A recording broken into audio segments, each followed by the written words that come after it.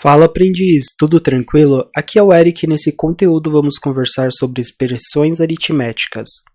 Vamos entender como usar elas na programação e como usar fórmulas matemáticas para resolver problemas computacionais. É muito comum o uso de matemática para resolver alguns problemas computacionais, principalmente quando desenvolvemos aplicações com focos em áreas que usam muita matemática, como é o caso de sistemas para cálculos estatísticos, contabilidade, entre outros segmentos. O uso de fórmulas na programação é comum e temos que entender como transformar essas fórmulas matemáticas em algo que o computador entenda e consiga calcular e transformar em uma informação.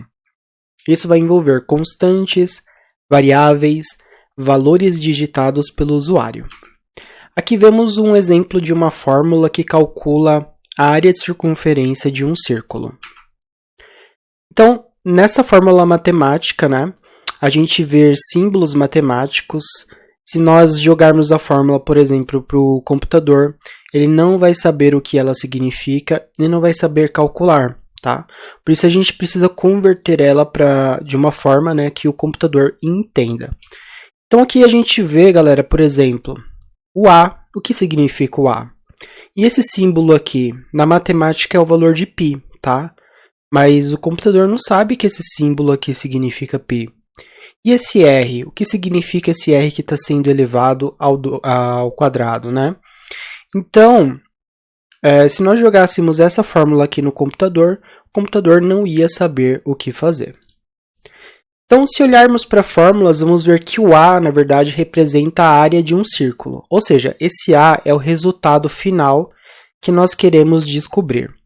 Logo, veremos à direita um símbolo, ele representa o valor de π, que matematicamente é o valor 3.14159265. Logo, vemos a letra R, que significa que é o valor do raio do círculo.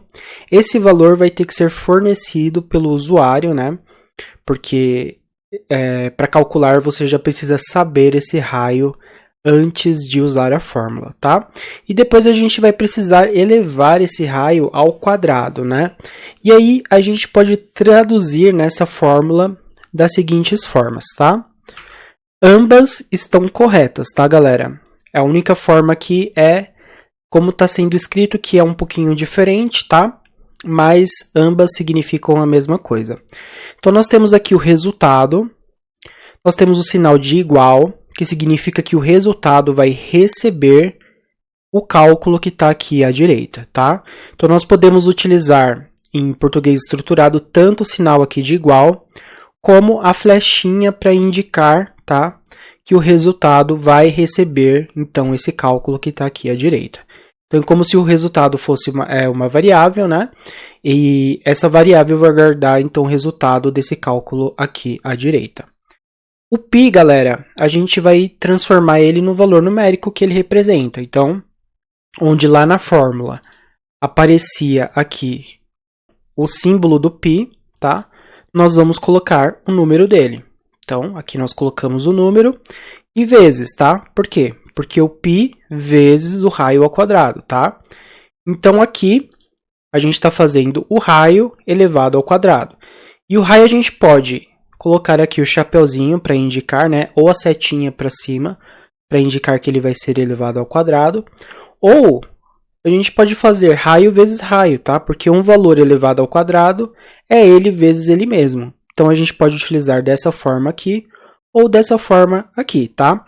E aqui embaixo repetir as mesmas fórmulas, tá? Só mudando aqui o símbolo de atribuição, beleza?